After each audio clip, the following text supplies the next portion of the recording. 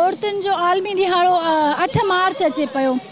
असां जेकॾहिं रहूं पिया सिंध में पाकिस्तान में त असां ॾिसूं था त औरतुनि ते जेको कारिकारो जेको कयो वञे थो उहो निज़ाम हिन वक़्तु ताईं कुझु अहिड़ा शहर आहिनि, किथे अहिड़ा ॿारड़ी जा ॻोठ आहिनि जिते अहिड़ा वाक़िया थियनि पिया।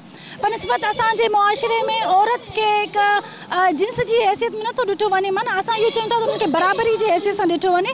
जीअं मर्द इन मुआशिरे में रहनि था, जीअं उन्हनि खे पूरा हक़ ॾिना वञनि था, त असीं बि उन्हनि औरतुनि जो जिन खे घरनि में ई रखियो थो वञे ऐं घरू जेके तशदुद कया वेंदा आहिनि उन्हनि खे तशदुद कयो वञे थी, असां उन्हनि जो बि मुतालबो कयूं था त उन्हनि औरतुनि खे उन्हनि अज़ाब सां उन्हनि घरू अज़ाब मां आज़ादु कयो वञे। ऐं कारीगारी जो जेको सिस्टम आहे या तव्हांजो सिस्टम ई अहिड़ो आहे त इहो बि फ़र्ज़ु आहे त तव्हांजी हुकूमत जो आहे, तव्हांजे इदारनि जो आहे त उहो अहिड़ो सिस्टम आणनि त जिथे मर्द ऐं औरत बराबरी जा उन्हनि खे हक़ ॾिना वञनि ऐं किथे बि का बि कंहिंजी बि धी कारी न कई वञे। छो जो करे कार्य कंदड़ उहा औरत त कारी न हूंदी, पर उतां जी जेका मर्द जेके उन्हनि खे कारो कनि था उन्हनि जी सोच, उन्हनि जो ज़हन कारो आहे।